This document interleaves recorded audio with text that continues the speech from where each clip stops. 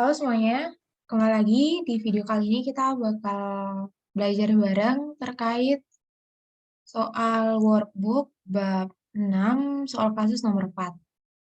Nah, ini sebisanya aku ngerjain, jadi kalau misalkan ada yang keliru, ada yang salah tuh gak apa-apa langsung dikoreksi aja, bilang aja ke aku, bahkan aku minta bantuannya gitu kalau ada koreksi biar dikasih tahu gitu. Jadi mungkin aku bakal coba jelasin kayak segimana ya aku bisa kayak gitu ya. Tapi kayaknya sih semoga sih nggak ada yang salah gitu. Oke, kita langsung ke soalnya aja. Pada 2 Januari 2017,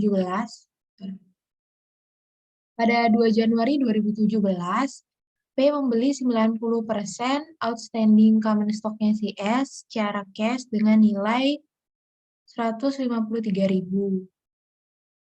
Terus pada saat itu, ekuitas S bernilai 150.000 dan perbedaan nilai wajar langsung dimasukkan ke dalam goodwill. Oke. Ini kalau misalkan mau, oke pertama, kan investment cost itu 153.000, berarti di 100% kan itu dapatlah 170.000. Nah, terus kan dikasih tahu book value net asset itu 150, jadi boleh langsung dimasukin, tapi bisa kita cek juga nih di apa namanya, bukan, KKK-nya, neracanya. Nah, ini kan 2 Januari 2017, terus kita lihat di sini tuh 31 Desember 2017, berarti kan ini belum lintas tahun. Nah, kita lihat nih, SCO-nya berapa atau share capital ordinary-nya berapa. Di sini tahu kalau share capital ordinary-nya si S itu adalah 100.000. Terus, kita cari tahu lagi RE begini berapa? RE begini itu 50, berarti totalnya kan 150. Berarti ketika kita selisihkan sama implied value, dapatlah ternyata excess value 20.000. Terus ternyata perbedaan nilai wajarnya itu langsung dimasukkan ke goodwill. Berarti langsung 20.000 ini semuanya masuk ke goodwill. Gitu. Selanjutnya, di sini ada 3 info lainnya untuk membantu kita bikin laporan konsolidasi. Nah, yang pertama, pada 3 Januari 2017, S menjual peralatan ke P dengan perolehan 30.000. Oke, 3 Januari, terus dia S jual ke P, berarti kan upstream. Atas apa? Atas equipment, itu peralatan. Terus, kita tahu bahwa harganya itu 36.000 dan ada carrying value sebesar 15.000. Oke, carrying value atau book value-nya nggak apa-apa, itu ada 15.000. Bentar. S menjual peralatan ke P dengan perolehan 30.000 dan carrying value 15.000 sebesar 36.000.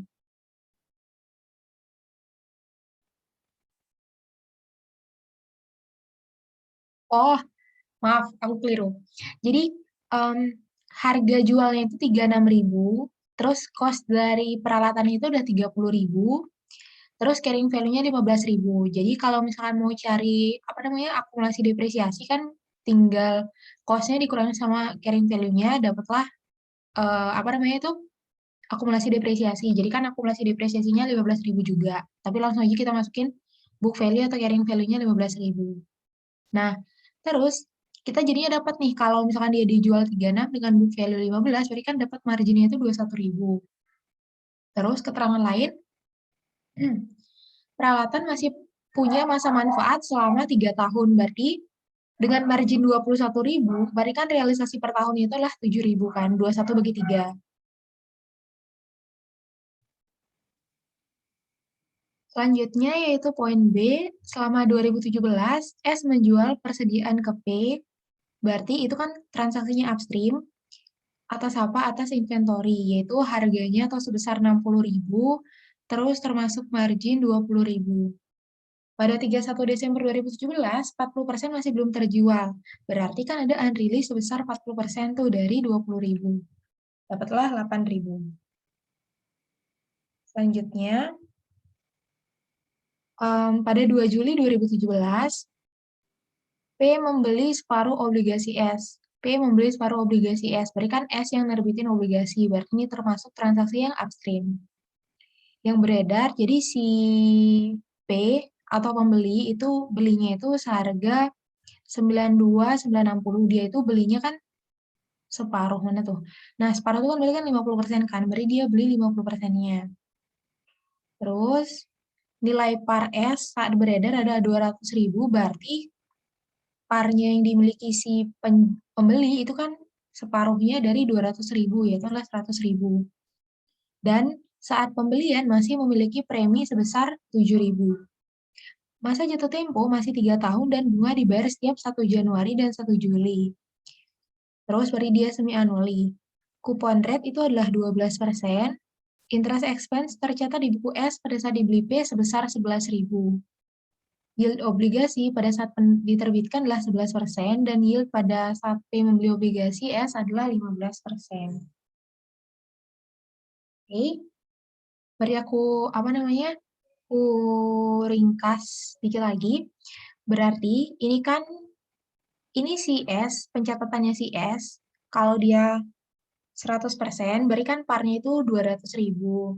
Terus kontraktual rate-nya itu 12%, yield-nya dia ketika terbit itulah 11%. Terus katanya masih ada premi 7.000, terus interest expense per 2 Januari, interest expense per 2, mana tuh? 11.000 pada saat dibeli P, dia kan beli pada 2 Juli, berarti interest expense 2 Juli ya.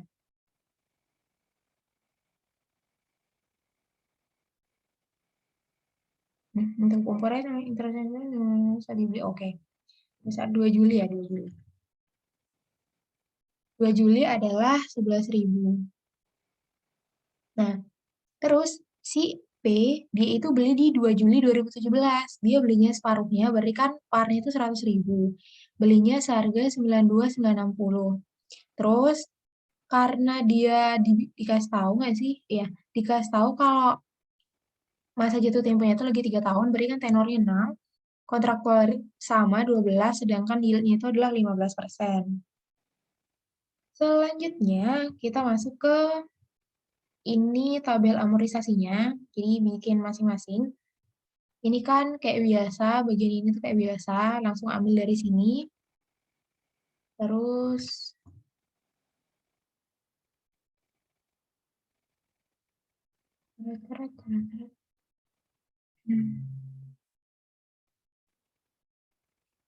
nah terus ini tuh kayak biasa juga dari kontraktual rate dikali sama par, ini market rate dikali sama carrying value.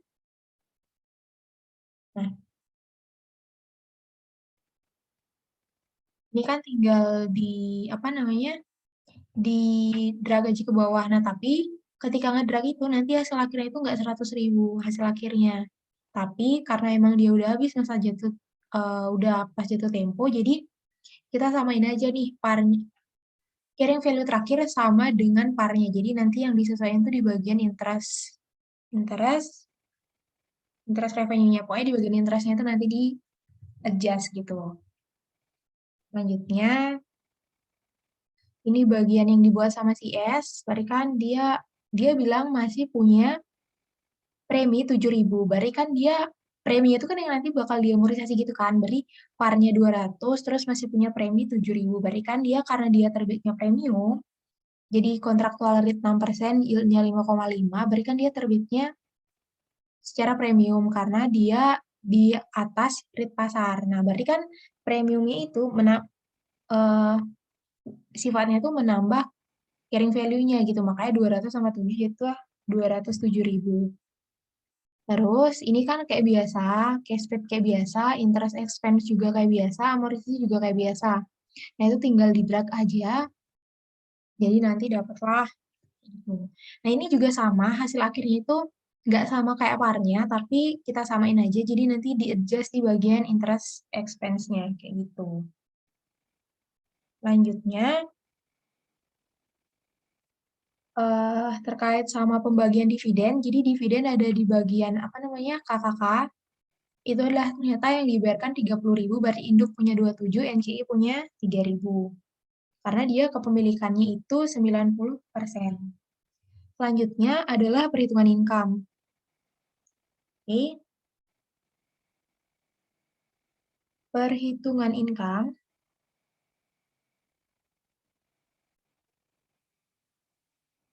Oke, lanjut. Tadi udah sampai mana ya? Ini deh. Sekarang kita lanjut ke perhitungan income di tahun 2017.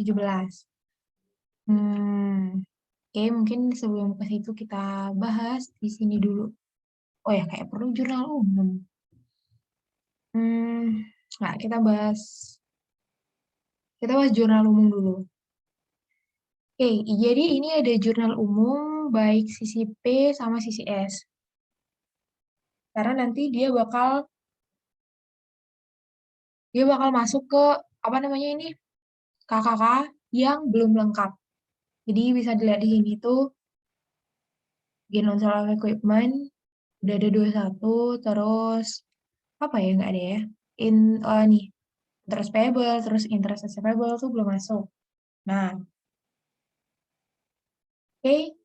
Jadi terkait sama penjualan equipment yang upstream, jadi kan ketika si P nerima asetnya, itu kan dia bakal nyatat equipment, equipment, equipment pada cash sebesar 36.000. Terus sedangkan si S, dia kan bakal ngejurnal kayak gini nih, ada cash, nanti bakal mengakui gainnya 21.000. Terus terkait sama penjualan inventory, tadi kan ada tuh penjualan inventory, upstream juga. Nah, ketika penerima itu kan berarti kan inventory pada cash 60.000, sedangkan si penjual itu kan cash pada sales sebesar 60.000. Terus terkait sama bonds payable di 1 Juli 2017, si penerbit dia kan bakal ngejurnalnya nih terkait sama interest expense, bonds payable, sama pembayaran bunganya. Terus pas 2 Juli, ini kan dibeli nih bondsnya sama si P. Jadi dia bakal mencatat investment in debt pada cash sebesar 92.960. Terus pas akhir tahun, itu kan ada jurnal penyesuaian tuh. Nah, si P bakal bikin kayak gini. Ini kan udah kita pernah pelajarin sebelumnya, jadi aku bakal kayak lebih cepat aja gitu. Oke, dengan selisihnya tuh masuk ke investment in debt. Nah, terus kalau di S itu dia jurnalnya kayak gini, interest expense, bonds payable pada interest payable, karena dibayarnya di 1 Januari. Oke, itu jurnal umum. Yang mana jurnal umumnya itu bakal masuk ke sini nih, ke bagian ini, interest income. Nah, interest income bakal ngambil dari sana. Oke, interest income atau interest revenue, nih dapat dari sini. Terus, apa lagi ya? Ini kan udah given tadi. Ini nggak sih given? Oh ya, given ternyata. Oke. Terus, income from S itu kita dari perhitungan tadi. Oh ya, ntar ya. Habis itu nih, given. Ini kita tadi dari jurnal umum. Terus ini given. Ini interest receivable ngambil dari jurnal umum. Ini juga. Habis itu ini sama ini. Oke, ini juga. Nah, ini kan kalau investment in bond, karena dia 31 Desember 2017, berarti ambil dari 1 Januari 2018. Gitu. Ini kayak biasa ya. Kita masuk ke ini, perhitungan income. Oke, nah ini kan ketika kita udah masukin jurnal umum, kita bakal dapat net income-nya berapa. Itu adalah ternyata 138.615. Berarti ketika dialokasikan ke induk, 90% itu dapat 124.754 dan sisanya masuk ke NCI. Terus ada terkait sama unreleased profit upstream atas equipment. Tadi kan ada margin sebesar 21.000, tapi dia kan belum terrealisasi, makanya dia mengurangi income. Nah, karena dia upstream, berarti yang punya keuntungan ataupun kerugian itu kan si S. Berarti si NCI nanti bakal dapat bagian, makanya ini dialokasikan ke NCI dan induk, gitu.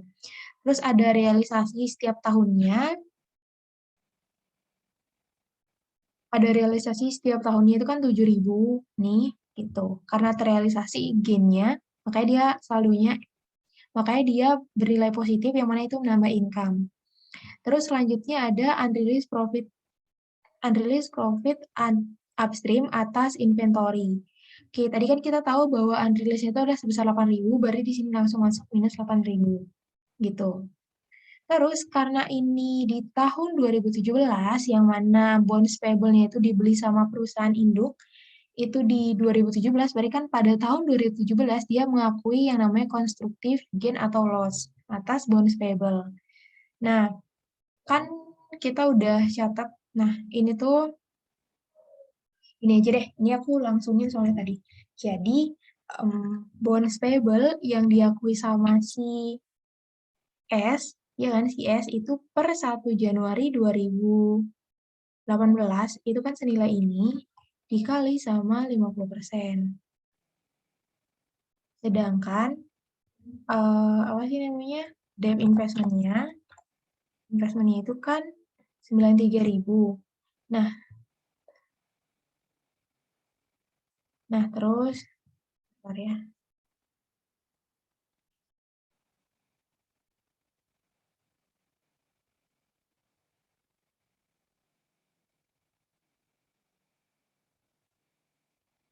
Nah, ini tuh kan 1 Januari 2000 ini dikali sama ini. Nah, terus dicarilah selisihnya, gain atau loss. Jadi kan tinggal, nah ternyata ada gain sebesar 9.000. Terus kan karena, kok book value? Bonds payable-nya di debit 103, terus debt investment-nya di sisi kredit 93, berarti kan konstruktifnya itu di bagian kredit, tadi kan dia gain. Nah, terus sama interest expense, interest revenue itu sebesar, berarti di bagian ini sama ini, sedangkan interest expense, dia sama dengan interest expense ini, salah. 2017.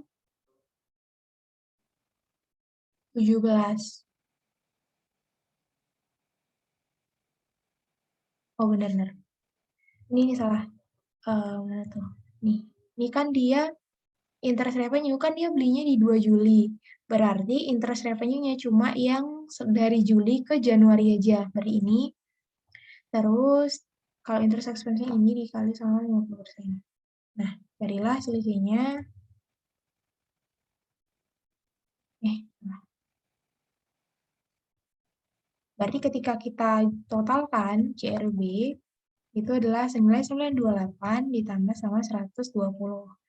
1.280, makanya dapatlah 10.540. Oke, karena upstream dibagi proporsional. Nah, terus selanjutnya terkait piecemeal atau pengakuan tiap tahunnya, itu langsung aja ambil dari selisih interest revenue sama interest expense, itulah 1.280. Dan saldonya itu negatif. Oke? Nah, terus di bagian proporsional, nah ditotalin dapatlah income from S ternyata adalah 113.288. Nah, udah gitu kita masuk ke bagian jurnal eliminasi. Nah, ini ketika coba ngerjain ini ya, itu tuh nggak balance itu loh 6.000.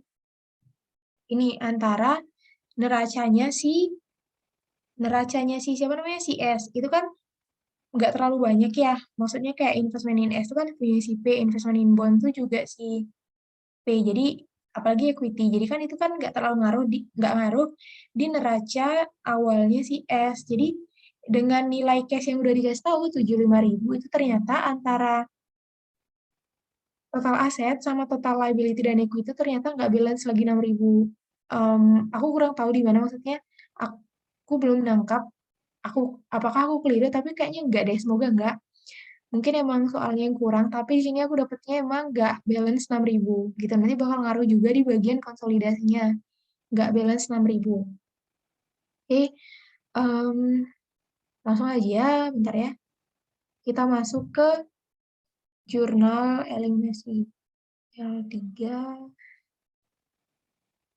Oke, kita masuk ke bagian eliminasi. Nah, pertama kita kan bakal eliminasi investment in SBGIN sama equity SBGIN. Jadi tinggal masukin SCWRE kayak gini. Ini kayak biasa, ini kan sama kayak tadi itu kan 100.000, terus RE-nya 50.000. Terus investmentnya itu kan senilai investment cost itu adalah 103.000. Terus NCI equity itu tinggal investment in S dibagi sama proporsinya dia dikali sama proporsi NCI kan dapatlah 17.000 dan unamortized excess itu kan tadi kan dapat 20.000. Karena emang ke goodwill aja, jadi kalau misalkan ini mau diganti langsung ke goodwill juga nggak apa-apa sebenarnya gitu. Nah ini alokasi unamortized excess-nya. Terus ada terkait sama equipment penjualan equipment-nya tadi. Nah, ini kan karena di tahun yang sama, itu kan tadi kan dia nge-jurnal kayak gini ya.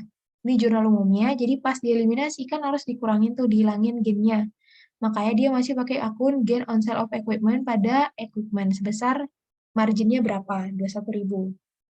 Terus selanjutnya ada terkait sama penjualan inventory. Nah, tadi kan tuh nge-jurnal kayak gini kan.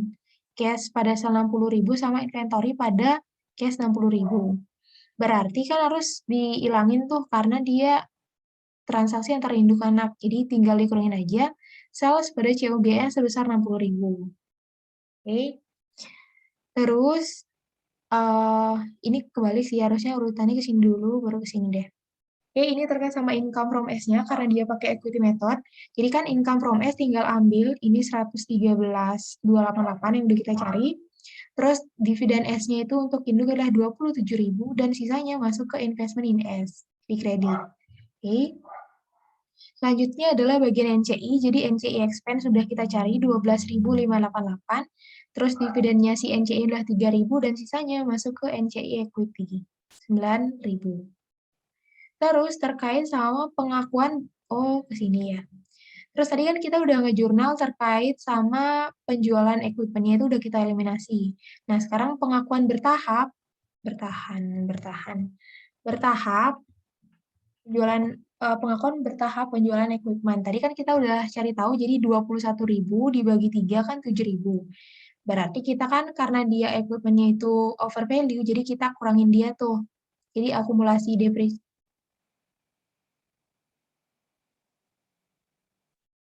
Iya, bentar. Oh, bukan. Dia itu gain. Bener apa over value? Jadi dia tuh over value, bener karena ini kan harusnya dicatat di 15.000, tapi dia catatnya 36. Oke. Nah, jadinya kan kita bikin jurnalnya itu karena oh ya benar. Kan dia dicatatnya over value kan, equipment-nya itu over value. Jadi ketika si pembeli dia menjurnal depresiasi itu kan pasti bakal kegedean juga over juga. Jadi aset over, depresiasi over. Makanya dia harus dikurangin. Makanya dia jurnalnya akumulasi depresiasi pada depresiasi sebesar berapa sih pengakuan bertahapnya kan 7.000 tuh. Nah, terus sama terkait sama unreleased sales of inventory. Tadi kan dikasih tahu kalau 40%-nya itu nggak terjual. Jadinya kan tinggal kita balik jurnal. Tinggal kita balik. Jadinya kita balik. Pokoknya jurnalnya kayak gini gitu lah. Jurnalnya CBS pada inventory itu sebesar tadi kan udah kita cari adalah sebesar 8.000 gitu. Terus selanjutnya adalah terkait sama bonds payable-nya. Nah, berarti ini tuh udah kayak yang kita cari tadi. Jadi kan bonds payable di sisi debit 103, terus sisi kreditnya investment in debt 93, terus selisihnya masuk ke konstruktif gain or loss on bonds payable. Ternyata dia, oh salah benar. Ternyata dia di sisi kredit gitu, 9.000. Terus terkait sama interestnya, jadi kan interest revenue itu kan 6.000, udah kita hitung nih 6.000. Nah, terus interest expense-nya udah kita cari juga tadi dapatlah 5.693. Nah, selisihnya masuk ke konstruktif gain or loss on bonds payable. Itu kan 1.280. Tuh. Nah, terus yang terakhir terkait sama dia kan masing-masing tuh nyatat interest receivable dan interest payable. Jadinya ini kita eliminasi lagi karena dia transaksi antar induk anak. Yang mana nominalnya adalah sebesar yang diakui sama si pembeli gitu. Jadi interest receivable-nya itu adalah sebesar 6.000. Gitu. Jadinya jurnalnya kayak gini. Oke, jadi setelah itu kita masukin ke apa namanya kertas kerja konsolidasinya. Nah, di sini tuh nanti apa namanya dia tuh nggak balance gitu loh sebesar 6.000 juga. Nah, ya gitu sih. Jadi aku kurang tahu apa aku keliru, tapi semoga enggak. Kayak aku juga belum nemu kayak kira-kira di mana ya kayak gitu. Apa mungkin di bagian case-nya ini aku adjust lagi, maksudnya langsung dari nilai total liability sama equity dikurangi sama aset-aset yang lain atau gimana? Soalnya di sini tuh udah dikasih tahu apa namanya? Udah dikasih tahu nih nilai cashnya. Kalau cashnya si P itu kan 49040, sedangkan si S 75.000. Jadi aku kayak tetap pakai yang di situ gitu. Ya gitu sih. Jadi mungkin video kali ini kayak gitu. Nanti bisa dikonfirmasi sama dosen masing-masing aja. Itu.